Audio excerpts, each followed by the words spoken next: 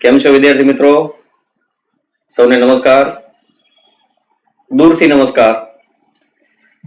કારણ કે કોરોનાના બહુ સૂક્ષ્મ વાયરસે આપણા વચ્ચે બહુ મોટો ગેપ ઉભો કરી દીધો છે. પણ આપણે આ વિડીયોના માધ્યમથી એક ગેપને દૂર કરવાનો પ્રયાસ કરીએ છીએ. શિક્ષણ સામાન્ય રીતે પ્રત્યક્ષ હોય તો જ સફળ નીવડે, પરંતુ અત્યારે જે પરિસ્થિતિ છે એ પરિસ્થિતિને ધ્યાનમાં લઈને આપણે રૂબરૂ પ્રત્યક્ષ એકબીજાને મળી શકતા નથી. પરંતુ આ વિડીયોના માધ્યમથી આપણે એકબીજા સાથે સંવાદ સાધવાનો પ્રયાસ કરશું.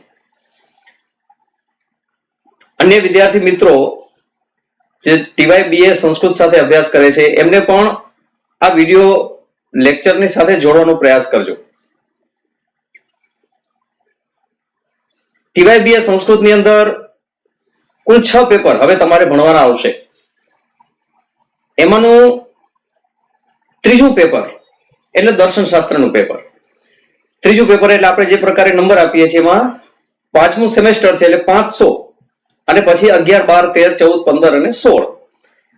તો આજનું આપણે જે પેપર ભણવા જઈ રહ્યા છીએ એ પેપર 513 નંબરનું પેપર છે.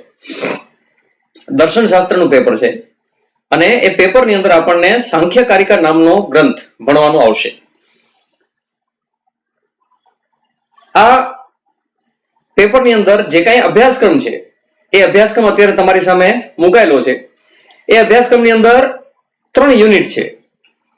સાંખ્યકારિકા બહુ નાનકડું પુસ્તક છે અને એ પુસ્તક પણ એનો અર્થ છે ખૂબ ગહન છે, એટલા માટે આપણને કદાચ એક સત્ર પણ આ પુસ્તક ભણવા ઓછું પડે, પરંતુ જેટલું બની શકે એટલું વધારે પૂર્ણ કરવાનો આપણે પ્રયાસ કરશું. આ વખતના અભ્યાસક્રમની અંદર તમને 3 યુનિટની અંદર વિભાજિત કરી અને આ પુસ્તક મૂકવામાં આવ્યું છે. જેમાંનો પહેલો યુનિટ છે એમાં દર્શનશાસ્ત્ર એટલે શું, દર્શન શબ્દનો વિશેષ અર્થ શું છે તે. દર્શન અંતર્ગત જે કોઈ દર્શનો આવે છે કુલ મળીને 9 દર્શનો છે, એમાંથી 6 દર્શનોનો માત્ર ટૂંકો પરિચય તમારે મેળવવાનો રહેશે.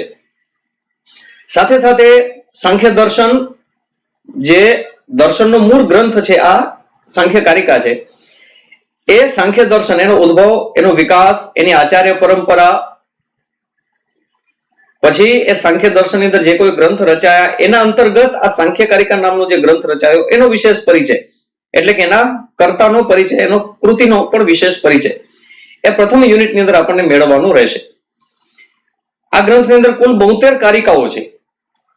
દર્શનશાસ્ત્રના સામાન્ય રીતે ગ્રંથ હોય ત્યારે એ શ્લોક છે, શ્લોકને કારિકા આવું કહેવાય. તો કુલ મળીને 72 કારિકાઓ છે.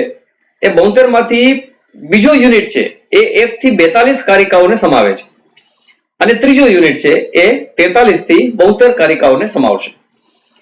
તો કુલ મળીને 1 થી 72 કારિકાનો સાંખ્યકારિકા નામનો ગ્રંથ, અને એના પૂર્વે આપણે દર્શનશાસ્ત્ર શું છે એ સમજવાનું છે અને ષડ દર્શન જે આસ્તિક દર્શન છે એનો પરિચય મેળવવાનો છે. આપણે નાસ્તિક દર્શનની પણ થોડી વાત કરશું. તો આ આપણો અભ્યાસક્રમ છે. એ અભ્યાસક્રમ અનુસાર હવે સૌથી પ્રથમ દર્શનશાસ્ત્રના પેપર અંતર્ગત દર્શન એટલે શું છે એને આપણે જાણવાનું છે. તો દર્શન શબ્દ દ્રુમ પ્રેક્ષણે એવી ધાતુથી નિષ્પન્ન અને દૃશ્યતે અનેનિતિ દર્શનમ એવી વ્યુત્પત્તિ સાથે દર્શનનો અર્થ છે એ જોવું, આવું થાય. હવે આ શબ્દ છે આપણા રોજબરોજના વ્યવહારમાં પણ પ્રચલિત તો છે જ. તમે લોકો રોજ ભગવાનના દર્શન કરવા જાઓ છો, કોઈ વ્યક્તિ મળે ત્યારે આપણે એમ કહીએ કે તમારા દર્શન ઘણા વખતે થયા.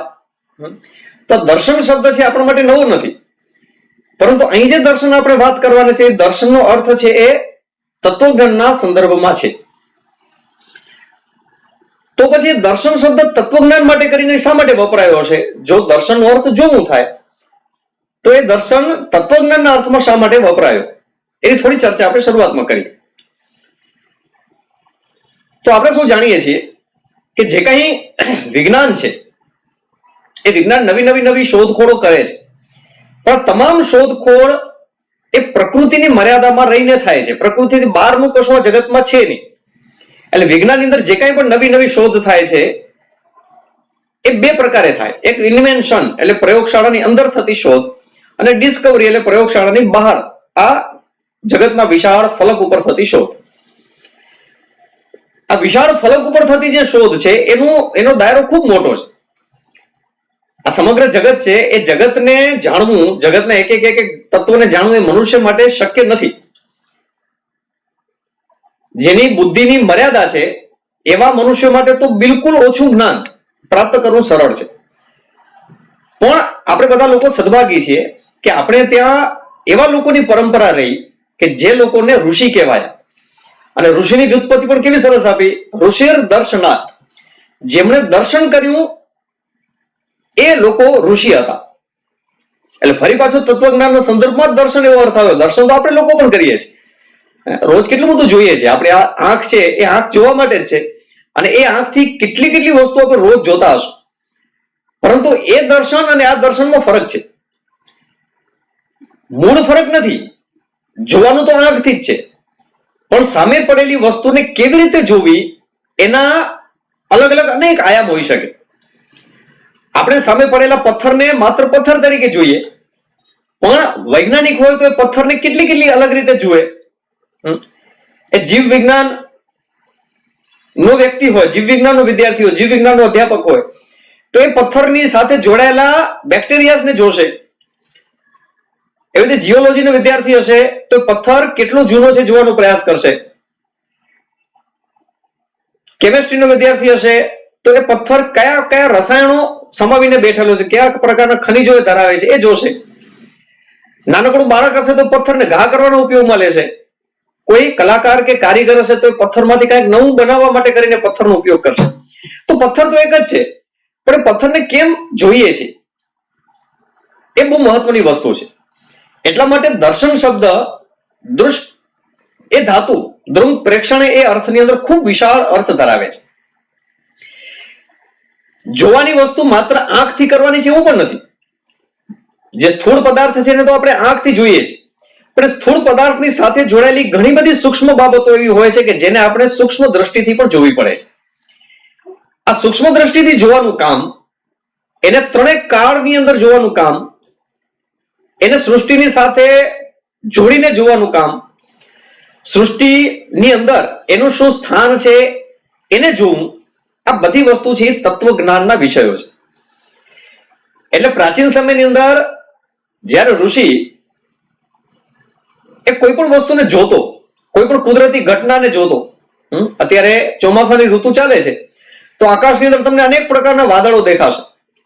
વાદળની સાથે વીજળી દેખાશે, ગર્જના દેખાશે, વાદળોના પણ અનેક પ્રકારો આપણને દેખાશે.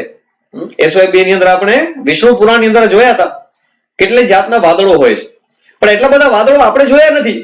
કેમ? કારણ કે આપણી જોવાની દ્રષ્ટિ નથી. પણ ઋષિઓએ જોયા, વાદળોના રંગ જોયા, વાદળોના પ્રકાર જોયા, કયા પ્રકારના વાદળ વરસાદ લાવે છે જોયું, કયા પ્રકારના પવનો વરસાદ લાવે છે જોયું, વરસાદ પડવાથી જીવસૃષ્ટિમાં કેવા પરિવર્તનો થાય છે એ જોયું.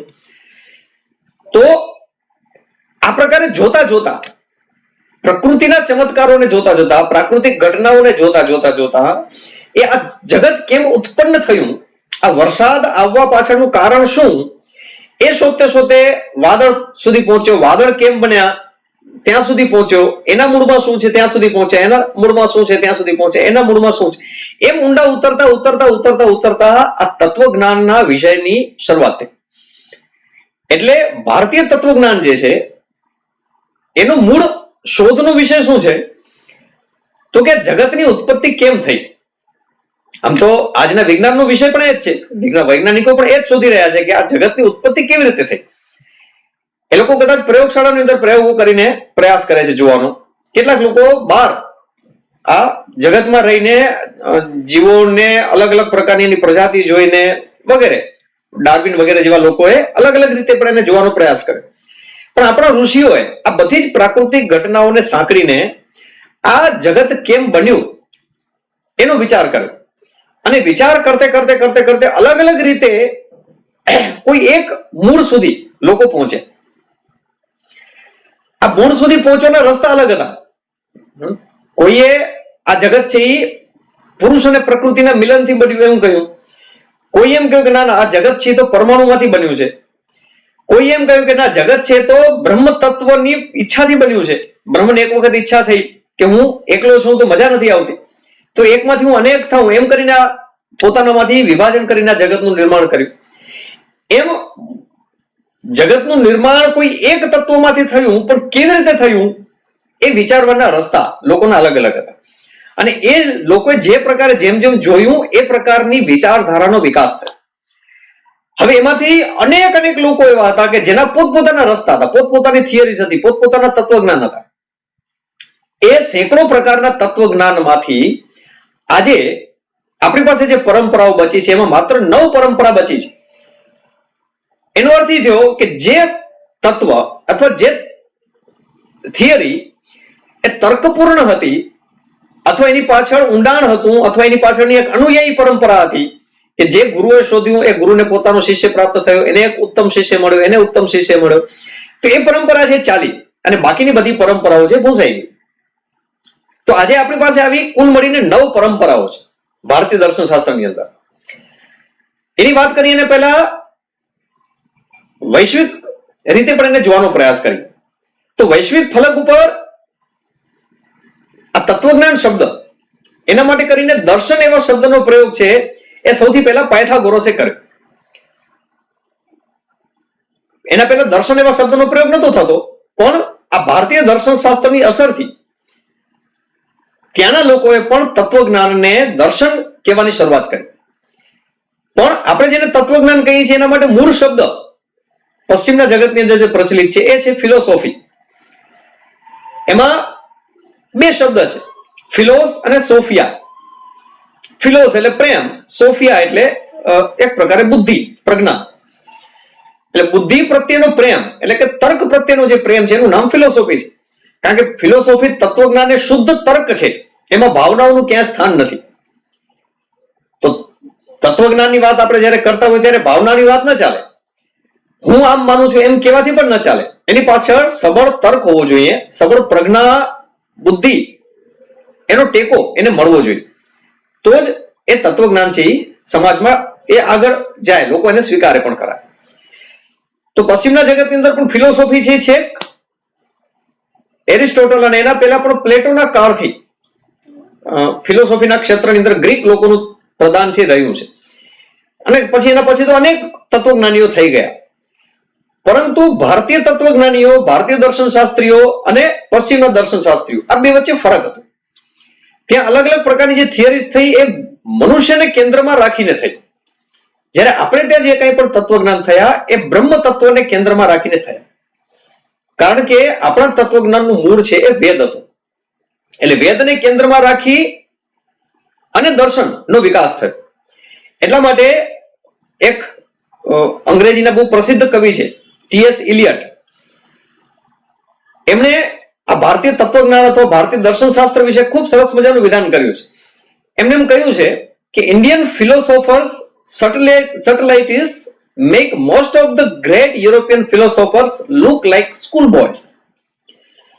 એટલે ભારતીય દર્શન શાસ્ત્રીઓની જે સૂક્ષ્મતા છે, એની જે વિચારવાની સૂક્ષ્મતા છે, મૂળ સુધી જવાની જે સૂક્ષ્મતા છે, એ સૂક્ષ્મતાના કારણે એની સાથે જો સરખામણી કરીએ તો યુરોપના મહાન દાર્શનિક પણ એમની પાસે શાળાના બાળકો જેવા લાગે છે. તો આવું તત્વજ્ઞાનનું ક્ષેત્ર, છેક સૂક્ષ્મ સુધી લઈ જનારું તત્વજ્ઞાનનું ક્ષેત્ર એ આપણે ત્યાં વિકાસ પામ્યું. આ જગત કેવી રીતે બન્યું એના અલગ અલગ પ્રકારના માર્ગો છે, અને એ માર્ગો અનુસાર લોકોએ જગતને જેવી રીતે જોવાનો પ્રયાસ કર્યો એ અનુસાર છે એ અલગ અલગ પ્રકારના દર્શનો વિકસ્યા.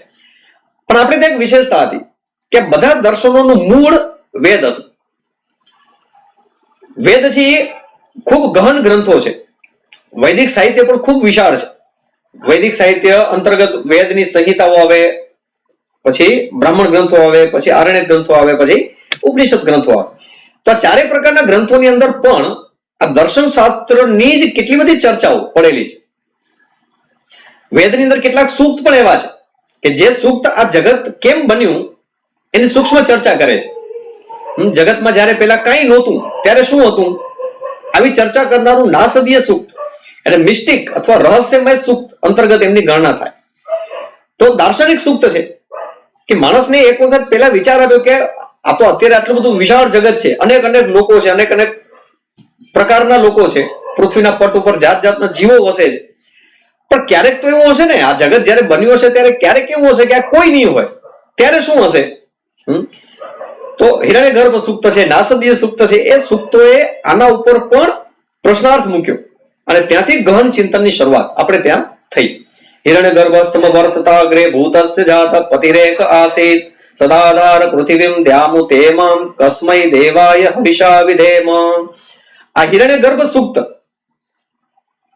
એની અંદર અને નાસદીય સૂક્ત એની અંદર આ તત્વોની ખૂબ ઊંડાણથી ચર્ચા કરવામાં આવી છે. હિરણ્યગર્ભ એટલે એ સૂક્ત એમ કહે છે કે આ જગતમાં સૌથી પ્રથમ એ સ્વર્ણ અંડ હતું, એમાંથી આ સમગ્ર જગત છે એ નિર્માણ પામ્યું. એ સ્વર્ણ અંડ એટલે જ બ્રહ્મ અંડ, જેને આપણે બ્રહ્માંડ કહીએ છીએ.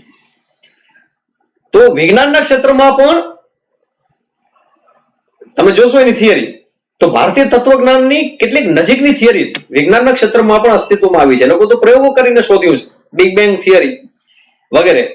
તો એ થિયરીના આપણા આ તત્વજ્ઞાન સાથેનું ગાઢ સામ્ય છે. એનું કારણ શું છે? જે તે સમયે તો વિજ્ઞાન અથવા આ પ્રકારની લેબોરેટરીઝ નહોતી, તો એ સમયે ઋષિઓએ સૂક્ષ્મ દ્રષ્ટિથી જોવાનો પ્રયાસ કર્યો. એક એક વસ્તુની સૂક્ષ્મતાને પારખી નિરખી અને પોતાને બુદ્ધિ પ્રતિભાના બળેથી, પોતાના અનુમાનથી આ જગતની અંદર જે કાંઈ પરિવર્તનો આવ્યા છે, સૂક્ષ્મ પરિવર્તનોને નોંધતા એ આ મૂળ સુધી પહોંચે. તો તત્વજ્ઞાનનું મૂળ છે એ વેદમાં છે. પછી બ્રાહ્મણ ગ્રંથોએ પણ આની ખૂબ ગહનતાથી વિશદતાથી ચર્ચા કરી છે. આરણ્યક અને ઉપનિષદ તો રહસ્યના જ એક પ્રકારના ગ્રંથો છે. એ દર્શનોએ એ ગ્રંથોએ એ દર્શન શાસ્ત્રના વિકાસની અંદર બહુ મોટો ફાળો આપ્યો છે. આપણે ત્યાં કુલ 6 દર્શનો છે. એ 6 દર્શનો આસ્તિક દર્શન જેને કહીએ, 3 છે નાસ્તિક દર્શન, એટલે કુલ મળીને 9 દર્શન. આપણે આમ તો અભ્યાસક્રમની દ્રષ્ટિએ ચર્ચા 6 દર્શનોની જ કરવાની છે, પણ 3 નાસ્તિક દર્શનોનો પણ પરિચય તો આપણે લેશું. હવે આ જે 6 આસ્તિક દર્શનો છે, એ દર્શનમાં સૌથી પ્રાચીન દર્શન જેનો આપણે ટૂંક પરિચય મેળવવાનો છે આ પેપરની અંદર, એ સાંખ્ય દર્શન છે. સાંખ્ય દર્શનનો વિસ્તૃત પરિચય પણ આપણે લેશું. આ સાંખ્ય દર્શનના પ્રણેતા મહર્ષિ કપિલ હતા. મહર્ષિ કપિલને ભગવાન કપિલ પણ કહેવામાં આવે છે. એ જન્મથી જ સિદ્ધ હતા અને જ્યારે બાળક હતા ત્યારે જ એ આ પ્રકારનું ગહન જ્ઞાન, ઊંડું જ્ઞાન પ્રાપ્ત કરીને જન્મ્યા હતા. એના માતા પિતાને પણ એમને ઉપદેશ આપેલો, આવી આખી કથા પુરાણોની અંદર પણ વર્ણિત છે. આ સાંખ્ય દર્શન એનો મૂળ ગ્રંથ છે, સાંખ્ય સૂત્ર છે. પુરુષ અને પ્રકૃતિ, વ્યક્ત અને અવ્યક્ત અને જ્ઞ, આ 3 બાબતો મુખ્ય એ આ જગતના નિર્માણમાં, જગતના સંચાલનમાં કારણભૂત છે. આવો સાંખ્યનો મુખ્ય સિદ્ધાંત છે. સાંખ્યના મૂળમાં 3 દુઃખોને દૂર કરવાની જિજ્ઞાસા, આવું છે. એ સાંખ્ય કારિકા આપણે ભણશું ત્યારે શરૂઆતની સૌથી પહેલી જ કારિકા ત્યાંથી આપણે શરૂઆત કરશું. તો સૌથી પ્રાચીન દર્શન છે સાંખ્ય છે. સાંખ્યના જ તત્વોને પોતાનામાં સમાવીને કેટલીક નવી વસ્તુ અને નવી પદ્ધતિ આપનારું દર્શન છે યોગ દર્શન છે. યોગ દર્શનનો મૂળ ગ્રંથ છે યોગ સૂત્ર છે અને એના પ્રવર્તક, એ દર્શનનો પાયો નાખનાર, એ દર્શન આપનાર મૂળ પુરુષ એ ભગવાન પતંજલિ, મહર્ષિ પતંજલિ હતા, જેનો પરિચય તમે વ્યાકરણ શાસ્ત્ર અંતર્ગત પણ લેવાના છો. અલબત્ત એ વ્યાકરણાચાર્ય પતંજલિ અને યોગાચાર્ય પતંજલિ એક જ હતા કે અલગ અલગ, એ વિશે મતભેદો છે, પણ પ્રતિભાની દ્રષ્ટિ વિચાર કરીએ તો કદાચ એક હોઈ પણ શકે. એવા પ્રતિભાવાન મહર્ષિ પતંજલિ, એમને યોગ દર્શન આપ્યું અને યોગની અંદર અષ્ટાંગ યોગ આપ્યા. આસન, પ્રાણાયામ, યમ થી શરૂ થાય, યમ, નિયમ, આસન, પ્રાણાયામ, ધ્યાન, ધારણા, પ્રત્યાહાર, સમાધિ. આવા અષ્ટાંગ યોગ દ્વારા મુક્તિની વાત, કૈવલ્યની વાત એ યોગ દર્શન છે એ કરે છે.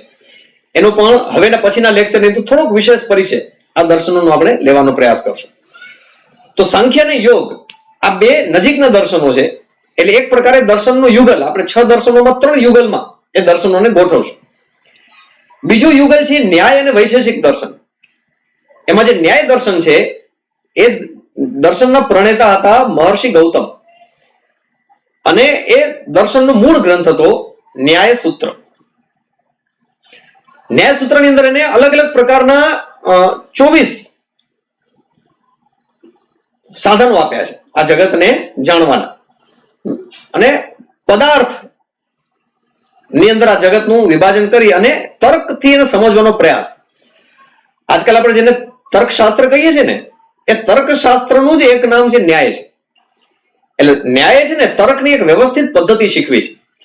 એટલે બધા દર્શનોમાં ઉતાર ચઢાવ આવ્યો, થોડો ઘણો ઉતાર ચઢાવ. ક્યાંક કોઈક દર્શનના આચાર્ય બહુ આમ બુદ્ધિશાળી આચાર્ય મળ્યા તો એ વખતે દર્શન છે એ વ્યાપ્ત બન્યું.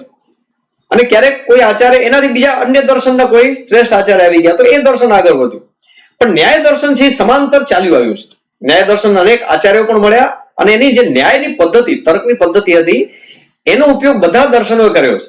એટલા માટે પણ ન્યાય દર્શન છે એ પાયાનું દર્શન કહેવાય છે. અને આજે પણ ભારતીય દર્શનનો જે વિશ્વ ક્ષેત્રે ખ્યાત છે એમાં પણ ન્યાય દર્શન એનો સમાવેશ કરી શકાય, કારણ કે શુદ્ધ તર્કની વાત છે. એની સાથે જોડાયેલું બીજું દર્શન એટલે વૈશેષિક દર્શન.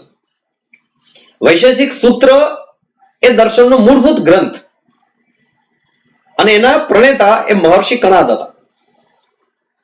વૈશેષિક દર્શને આ જગત પરમાણુમાંથી ઉદ્ભવ્યું છે આવો સિદ્ધાંત આપ્યો. આ જગતના મૂળમાં શું છે તો કે પરમાણુ છે. આજે જેને આપણે એટમ કહીએ છીએ, એ એટમ એટલે અણુ, એનાથી પણ સૂક્ષ્મ કણ એટલે પરમાણુ. એ સૂક્ષ્મ પરમાણુમાંથી આ સમગ્ર જગત છે એ બન્યું છે. એટલે એમની થિયરી બહુ સ્પષ્ટ છે કે આ જગતમાં જે કાંઈ પણ દ્રશ્યમાન પદાર્થ છે, જેને આપણે સજીવ કહીએ છીએ, જેને નિર્જીવ કહીએ છીએ, બધા જ પદાર્થોને એનું તમે વિભાજન કરતા જાઓ, એને ખોલતા જાઓ તો જે છેલ્લે કણ મળશે એ બધા જ પદાર્થો, જેને સજીવ નિર્જીવ કહીએ છીએ, બધા જ પદાર્થોનો અંતિમ કણ છે એ પરમાણુ છે. એનો અર્થ એ થયો કે આ જગતની ઉત્પત્તિનું સૌથી પહેલું કારણ શું છે તો કે પરમાણુ છે. અને પરમાણુમાંથી સમગ્ર જગત બન્યું છે. આવું કણાદનું વિધાન છે. અને એ પરમાણુ વિજ્ઞાન આજના સમયની અંદર ખૂબ જ પ્રસિદ્ધ પામેલું વિજ્ઞાન છે, આણ્વિક વિજ્ઞાન. એટલા માટે વિશ્વના અન્ય દેશો, પ્રગતિશીલ દેશો છે ને, એ સાંખ્ય એટલે ફિઝિક્સ છે, ભૌતિક શાસ્ત્ર છે, અને આ જે છે એ એટમિક સાયન્સ છે. એટલે એ બે વિજ્ઞાનનો અભ્યાસ આજે નાસાના વૈજ્ઞાનિકો પણ કરે છે. સાંખ્ય દર્શન અને વૈશેષિક દર્શનના મૂળ સૂત્રોનો અભ્યાસ અલગ અલગ પરિપ્રેક્ષ્યમાં લોકો આજે પણ કરે છે. તો બીજું યુગલ થયું એ ન્યાય અને વૈશેષિક દર્શન. અને જે ત્રીજું યુગલ થયું એ પૂર્વ મીમાંસા દર્શન અને ઉત્તર મીમાંસા દર્શન. પૂર્વ મીમાંસા એ માત્ર મીમાંસા તરીકે પણ ઓળખાય છે. એનો મૂળ ગ્રંથ છે મીમાંસા સૂત્ર છે. અને એ મીમાંસા સૂત્ર રચનાર એ જે દર્શનના પ્રવર્તક હતા એ હતા મહર્ષિ જૈમિની. મહર્ષિ જૈમિનીએ આ મીમાંસા દર્શનનું પ્રવર્તન કર્યું. મીમાંસા દર્શનનો મુખ્ય ઉદ્દેશ્ય કર્મકાંડ એની શ્રેષ્ઠતા સિદ્ધ કરવાનો હતો. પણ માત્ર કર્મકાંડની શ્રેષ્ઠતા હોય તો એમાં તત્વનો ભાગ ન હોય. એટલે વેદ મંત્રો છે ને, એ વેદ મંત્રોમાંથી પણ એને કર્મકાંડ મૂલક અર્થો એને શોધ્યા. અને એનું સૌથી મોટું પ્રદાન હોય તો શબ્દોની વ્યુત્પત્તિ શાસ્ત્ર એ આ મીમાંસા દર્શને આપ્યું. શબ્દને કેમ સમજવો, શબ્દના મૂળમાં કેમ જવું, વાક્યનું વિજ્ઞાન શું છે, આ બધી મૂળ વિચારણા છે મીમાંસા દર્શને કરેલી છે. એટલે મીમાંસા દર્શન એ રીતે પણ બહુ મહત્વનું દર્શન છે. અને ધર્મની વ્યાખ્યા, કર્મકાંડની સાથે જોડાયેલો એક જે તે સમયનો શબ્દ ધર્મ હતો, એ ધર્મની પણ વ્યવસ્થિત વ્યાખ્યા કરવાનો પ્રયાસ એ મીમાંસા દર્શને કર્યો. અને એના પછીનું દર્શન એ યુગલમાંનું બીજું દર્શન એટલે ઉત્તર મીમાંસા દર્શન. એનું બીજું નામ છે એ વેદાંત દર્શન છે. આ વેદાંત દર્શન આપનારા આચાર્ય હતા મહર્ષિ બાદરાયણ વ્યાસ. એમણે બ્રહ્મસૂત્ર નામના ગ્રંથની રચના કરી. અને બ્રહ્મસૂત્રની અંદર એ ઉપનિષદોના નાના સૂત્રોનો એને સંગ્રહ કર્યો, વ્યવસ્થિત ગોઠવણી એમની કરી. અને એ ઉપનિષદોના આધાર ઉપર શુદ્ધ તત્વજ્ઞાન આપનારું દર્શન એ વેદાંત દર્શન છે. આજના સમયની અંદર ભારતની ઓળખ હોય તો વેદાંત દર્શન છે. સ્વામી વિવેકાનંદ એ વેદાંતના વિદ્યાર્થી હતા અને એને સમગ્ર જગતની અંદર જે વાત કરીએ વેદાંતના આધાર ઉપર કરીએ, એટલા માટે ભારતની ઓળખ છે વેદાંત દર્શન થયું. અને વેદાંત દર્શન પાછું વેદોનો અંત અથવા વેદની ખૂબ નજીક એવા અર્થની અંદર પણ વેદની સાથે જોડાયેલું ખૂબ પ્રમાણિક શુદ્ધ એવું દર્શન એ વેદાંત દર્શન છે. આદિ શંકરાચાર્ય એ વેદાંત દર્શનના બહુ મોટા આચાર્ય, મહાન આચાર્ય થઈ ગયા. એવા આચાર્ય હતા કે જેમની અસરને કારણે આજે 1200-1300 વર્ષ પછી પણ એ વેદાંત દર્શનની આચાર્ય પરંપરા આપણે ત્યાં ચાલે છે. અને વિશ્વમાં જે લોકો અહીંથી બહાર ગયા એ વેદાંતના જ અનુયાયી મોટાભાગના લોકો છે, વેદાંતને લઈને ગયા છે, કારણ કે ઉપનિષદોનું એ દોહન છે. તો આ છે વેદાંત દર્શન છે. તો 3 યુગલ કુલ મળીને આપણે 6 દર્શનની વાત કરીએ, એમાં 3ના જોડકા યાદ રાખવાના, કારણ કે એના તત્વો છે એ કેટલાક સમાન તત્વો સાથે એ દર્શનો ચાલે છે. પેલું જોડકું છે એ છે સાંખ્ય અને યોગ. બીજું જોડકું છે એ છે ન્યાય અને વૈશેષિક. અને ત્રીજું જોડકું છે એ મીમાંસા દર્શન અને વેદાંત દર્શન અથવા પૂર્વ મીમાંસા અને ઉત્તર મીમાંસા. તો આ 6 દર્શનો એ વેદના પ્રમાણને માનીને ચાલે છે, માટે એ આસ્તિક દર્શનો તરીકે ઓળખાય. 3 દર્શનો એવા છે, 3 ફિલોસોફીસ એવી છે કે જે વેદના પ્રામાણ્યને સ્વીકારતા નથી, માટે એ દર્શનોને નાસ્તિક દર્શનો કહેવાય. તો એ જે 3 દર્શનો છે એમાંથી સૌથી પ્રથમ દર્શન હતું જૈન દર્શન. ભગવાન મહાવીર, વર્ધમાન મહાવીર થયા, એમણે દર્શનને વ્યવસ્થિત રૂપ આપ્યું. કુલ મળીને 24 તીર્થંકરો, એમાં એ 24માં તીર્થંકર હતા, એના પૂર્વે 23 અન્ય તીર્થંકરો થઈ ગયા. પણ મહાવીર સ્વામીએ એ દર્શનના સિદ્ધાંતોને વ્યવસ્થિત રૂપ આપ્યું, જેને આજે આપણે જૈન દર્શન, જૈન ફિલોસોફી કહીએ છીએ.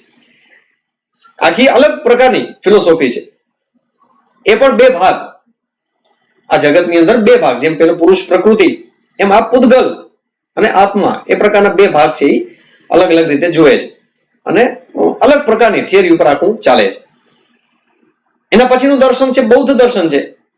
ગૌતમ બુદ્ધ, જેને આપણે ભગવાન બુદ્ધ તરીકે ઓળખીએ છીએ, એમને જે કાંઈ સિદ્ધાંતો આપ્યા એ સિદ્ધાંતોને લઈને ચાલતું દર્શન એટલે બૌદ્ધ દર્શન. બૌદ્ધ દર્શનના ઉદ્ભવની અંદર વેદની કેટલીક પ્રથાઓનો વિરોધ હતો. એમાં ખાસ કરીને વર્ણાશ્રમ વ્યવસ્થા જે હતી એમાંના કેટલાક તત્વોનો વિરોધ ભગવાન બુદ્ધે કર્યો અને સામાન્ય જનસમૂહને એને પોતાની સાથે જોડ્યા. એટલે એમને જોડવા માટે જે કાંઈ પણ તત્વોની આવશ્યકતા હતી એવા તત્વો એ દર્શનની અંદર છે. અને એના દર્શનના જે મૂળ ગ્રંથો છે એ પીટક ગ્રંથો છે, ત્રિપીટક ગ્રંથ કહેવાય. પીટક એટલે પટારો, 3 પટારા ભરીને એના ગ્રંથો છે એ પડેલા છે. સુત્ત પીટક છે, વિનય પીટક છે, ધમ્મ પીટક છે. તો આવા પટારા ભરીને પડેલા ગ્રંથો એ બૌદ્ધ દર્શનના આદ્ય ગ્રંથો, મૂળ ગ્રંથો છે. બુદ્ધે તો બધું પ્રવચનમાં કહેલું, પણ આ પ્રવચનોનો સંગ્રહ એ વિદ્વાનોએ જે કર્યો એ આ પીટક ગ્રંથો છે. અને 9મું દર્શન એ ચારવાક દર્શન હતું. એમના રચયિતા ચારવાક અથવા બૃહસ્પતિ નામના વિદ્વાન હતા. એમણે એ ચારવાક સૂત્ર આપ્યું. આજે એ ઉપલબ્ધ નથી, પણ એમની જે ફિલોસોફી હતી, એમની જે વિચારધારા હતી, એ વિચારધારા આજની વિચારધારા સાથે ખૂબ સુસંગત હતી. આજની વિચારધારામાં લોકો શું કહે છે, ખાઓ પીઓ ને મોજ કરો. તો એ સમયે પણ ચારવાક એમ કહેલું કે ખાઓ પીઓ ને મોજ કરો, કારણ કે બાકીના બધા જ દર્શન, એના સિવાયના બાકીના બધા દર્શન પુનર્જન્મમાં માને છે. ચારવાક છે પુનર્જન્મમાં માનતા નથી. એટલે પુનર્જન્મમાં નથી માનતા એટલે સ્વાભાવિક રીતે એમ કહે છે કે આ જીવન માણસનું પૂરું થાય પછી તો પૂરું થઈ ગયું, પછી તો બાકી કઈ કરવાનું રહેતું નથી. માટે આ જીવનમાં જેટલો આનંદ માણી શકે એટલો માની લેવો. એમ કહે છે કે યાવત જીવેત સુખમ જીવેત, જેટલું જીવો એટલું સુખેથી જીવો. ઋણમ કૃત્વા ઘૃતમ પીબેત, ઋણ કરીને ઉધાર લઈને પણ શુદ્ધ ઘી ખાઓ. અને પછી એમ કહે છે કે ભસ્મીભૂતસ્ય દેહસ્ય પુનરાગમનમ કુતઃ, માણસનું દેહ ભસ્મીભૂત થઈ જાય પછી એનું પુનરાગમન ક્યાંથી હોય? એક વખત માણસ આ જીવનમાંથી ગયો, ચિતા ઉપર સળગી ગયો, પછી ફરી પાછો જીવનમાં આ જગતમાં આવતો નથી. બાકીના દર્શનો એમ કહે છે, ભગવદ્ ગીતામાં પણ આપણે શીખવાના છીએ કે એ શરીરની અંદર રહેલો આત્મા મરતો નથી. શરીર બળી જાય છે, પણ એની અંદર રહેલો આત્મા ફરી પાછું નવું શરીર છે એ ધારણ કરે છે. જ્યારે ચારવાક એમાં માનતા નથી. એટલે એમ કહે છે ખાઓ પીઓ મોજ કરો, કારણ કે ભવિષ્યમાં પાછો બીજો જન્મ તમને મળવાનો છે એવું છે નહીં, માટે આ જન્મમાં સુખેથી જીવો. હવે એ ચાર્વાકની વિચારધારા વેદની વિચારધારાથી બિલકુલ વિપરીત હતી, અને છતાં પણ આપણે ત્યાં વિચારોની એટલી બધી સ્વતંત્રતા હતી કે આપણે ચાર્વાક દર્શનને પણ ચાર્વાક ના વિચારોને પણ ચાર્વાક દર્શન સ્વરૂપે આપણે એને માન આપ્યું. ચાર્વાકને ઋષિ ચાર્વાક કયા, જેમ ઋષિ જૈમિની, ઋષિ કપિલ, ઋષિ કણાદ, એમ આ ચાર્વાકને પણ આપણે ઋષિ કયા. તો આવો એક નવો વિચાર આપનારા વ્યક્તિને પણ આપણે ઋષિ તરીકે પ્રમાણ્યા, અને એનો સ્વીકાર એ આપણે ત્યાં તત્વજ્ઞાનના ક્ષેત્રમાં આપણે કર્યો. તો વર્ષોથી છેક વેદકાળથી આપણે ત્યાં વિચારોની સ્વતંત્રતા છે, જેને જે પ્રકારે વિચારવાની છૂટ છે, જે માર્ગે પણ આ જગતની કલ્પના એમને કરવી હોય એ પ્રકારે કરવાની છૂટ છે. યુરોપની અંદર એવું નથી. આજે આપણે ભલે યુરોપને મુક્ત સમાજ ગણીએ છીએ, પણ ત્યાં વિચારોની એટલી બધી મુક્તિ નથી જેટલી આપણે ત્યાં હજારો વર્ષ પહેલા હતી. અને આજે પણ વિચારોની એવી જ મુક્તિ છે. આપણે ક્યાંક સંકુચિતતા દેખાતી હોય, પણ સંકુચિતતા એ તો ક્ષણિક છે, થોડા સમય પૂરતી સંકુચિતતા છે. બાકી ભારતીય સંસ્કૃતિ સિવાય કોઈ સંસ્કૃતિએ વિચારોની આટલી વ્યાપકતા એ આપી નથી. આપણે ત્યાં વિચારોને આપણે ખૂબ વ્યાપકપણે સ્વીકાર્યા છે. જે લોકોએ નવો વિચાર કર્યો છે એ નવા વિચારને આપણે સ્વીકાર્યો અને એને માનભર્યું સ્થાન સમાજની અંદર આપ્યું. તો આ 6 દર્શન વત્તા કુલ મળીને 3 બીજા 9 દર્શન છે, એમાંથી 6 દર્શન છે આસ્તિક છે. આસ્તિક શા માટે છે? કારણ કે વેદને પ્રમાણ તરીકે સ્વીકારે છે, વેદનું પ્રામાણ્ય સ્વીકારે છે. બાકીના 3 દર્શન એવા છે કે જે વેદને પ્રમાણ તરીકે સ્વીકારતા નથી. બરાબર ને? બાકી ઈશ્વરને નથી સ્વીકારતા માટે નાસ્તિક, ઈશ્વરને સ્વીકારે છે માટે આસ્તિક, એવું નથી. સાંખ્ય દર્શન છે એ પણ મૂળભૂત રીતે ઈશ્વરનો સ્વીકાર કરતું નથી. વૈશેષિક દર્શન છે એ પણ મૂળભૂત રીતે ભગવાન નામના તત્વને સ્વીકારતું નથી. છતાં એને આપણે નાસ્તિક દર્શન કહ્યું નથી, એ પણ આસ્તિક દર્શન છે. જ્યારે બુદ્ધ એ ભગવાનનો સ્વીકાર કરે છે છતાં પણ આપણે એને નાસ્તિક દર્શન, એટલે એને વેદની સાથે જોડીને આસ્તિક અથવા નાસ્તિકનો અર્થ ગણવાનો છે. એ દર્શનો છે, દર્શનોના બધાના અલગ અલગ પોતાના વાક્યો છે, શરૂઆતના વાક્યો. એના ઉપરથી પણ દર્શનની આપણી કેટલીક પદ્ધતિ આપણને ખબર પડે. દાખલા તરીકે સાંખ્ય દર્શન, તો સાંખ્ય કારિકામાં પણ આપણે જોવાનો છે, પણ સાંખ્ય સૂત્ર છે તેનું સૌથી પહેલું વાક્ય, સૌથી પહેલું સૂત્ર શું છે? અથ ત્રિવિધ દુઃખ અત્યંત નિવૃત્તિ અત્યંત પુરુષાર્થ. ત્રિવિધ તાપ અથવા ત્રિવિધ દુઃખોની અત્યંત નિવૃત્તિ અને અત્યંત પુરુષાર્થ, આ બે માનવ જીવનના ઉદ્દેશ્ય છે. અને એ ઉદ્દેશ્યની પૂર્તિ માટે કરીને મનુષ્ય જીવવાનું છે, અથવા જીવાત્મા છે, જીવાત્મા એના માટે કરીને જ મથે છે. એ મથે છે એનું નામ જ પુરુષાર્થ છે. પુરુષ માટે કરીને પ્રયાસ કરે છે. એનો વિશાળ અર્થ આપણને પછી સમજાશે. યોગ દર્શન, એ યોગ દર્શનનું સૌથી પ્રથમ સૂત્ર છે અથ યોગાનુશાસનમ. હવે યોગનું અનુશાસન કરવામાં આવશે, પછીથી અષ્ટાંગ યોગ વગેરેની વાત છે કરે છે. યોગની વ્યાખ્યા યોગશ્ચિત્ત વૃત્તિ નિરોધ, આ વ્યાખ્યા પણ એ યોગ દર્શનની શરૂઆતમાં આવે છે. પછી વૈશેષિક દર્શન અથવા વૈશેષિક સૂત્ર, એનું જે પહેલું સૂત્ર છે શું છે? અથા તો ધર્મમ વ્યાખ્યાસ્યામઃ. હવે આપણે ધર્મની વ્યાખ્યા કરશું. પછી ધર્મ શબ્દ આજના સમયમાં તો ખૂબ વિકૃત અર્થની અંદર વપરાતો એવો શબ્દ છે, પણ ધર્મની વિશાળ વ્યાખ્યાઓ એ આપણને આ દર્શનમાંથી પ્રાપ્ત થાય છે.